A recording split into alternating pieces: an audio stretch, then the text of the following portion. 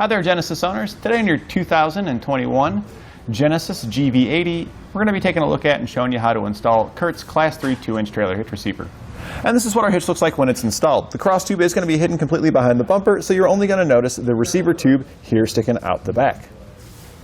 It's a Class 3 2-inch by 2-inch receiver, so it's going to be great for all of your towing needs, whether you're wanting to put a cargo carrier in here and get some gear out of your vehicle, or take some bikes to the trail, or even just get some work done, hook a trailer up to the back, or maybe take a camper to the lake for the weekend.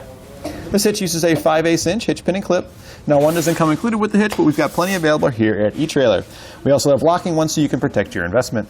On bottom here, we have vertical plate-style safety chain loops, and these do hang down a little bit low, but they should have a decent enough opening to accommodate just about every shape, size, and style of chain. We've got our large ones here, and those work just fine,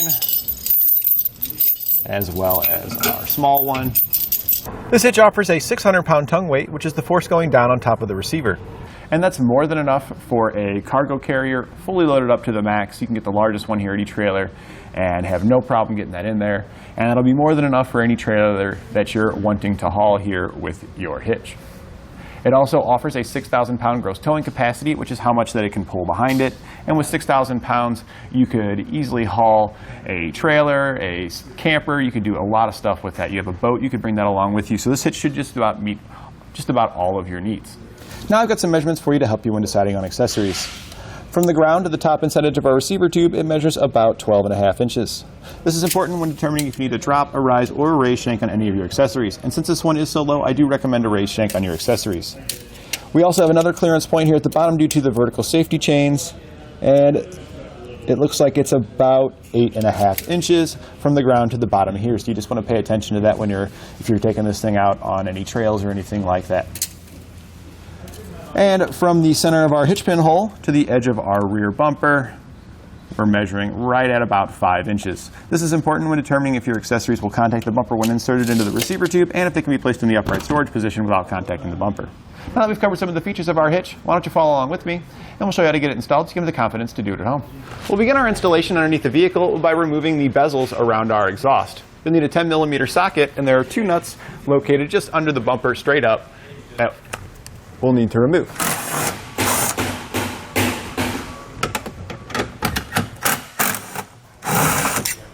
We can then take the strap out of the way and set it aside, and we're going to do the same thing over on the other side. Next, we're going to put a strap in place underneath the vehicle for our exhaust here, because we're going to be lowering that down some, but we don't want it to lower down too far to where it's going to damage anything. So we'll put that in place, tighten it up a little bit, and then we're going to remove the exhaust hangers. I'm using a little bit of silicone spray to make it easier to remove the hanger, and then we're just going to pry it off of there.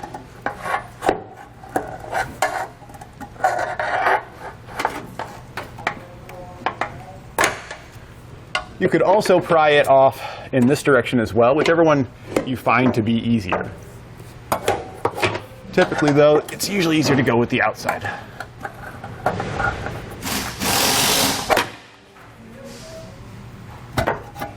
We'll then do that on the other side as well. And if we go just in front of our rear suspension right there, you're going to see that there's one here as well as on the other side that we're also going to remove. So now that we've got all those loose, we can loosen our strap up a bit to lower our exhaust down just enough to where we can get our hitch into place. We are going to have to pull our bumper down some to get it into place, so just carefully get it down to where you've got enough room to feed it up in there. On each side, if we look just up on the side of the frame, we're going to have a couple of foam pads.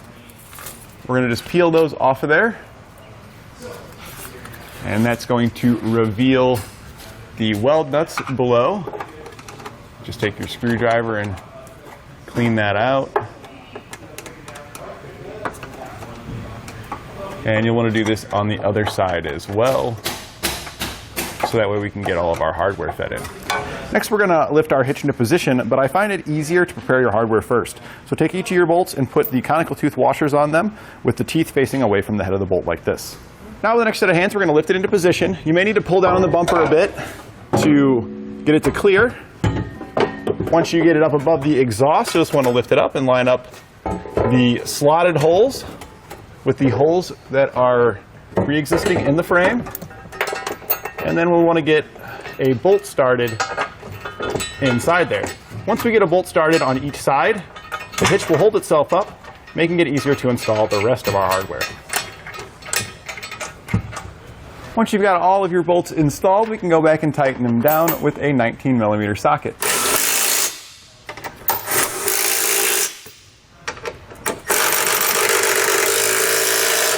Now you might notice this one here, we've got a bumper alignment pin that's in our way.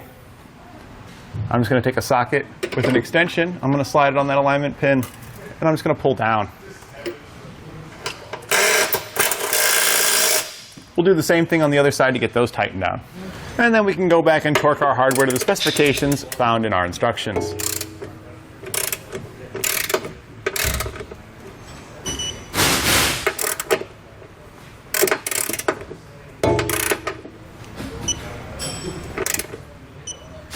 Now that we've got our hitch fully torqued down, we can just reinstall our exhaust in the reverse order of how we removed it. We're just going to slide those hangers back on, and then we also want to make sure we put our bezels back on.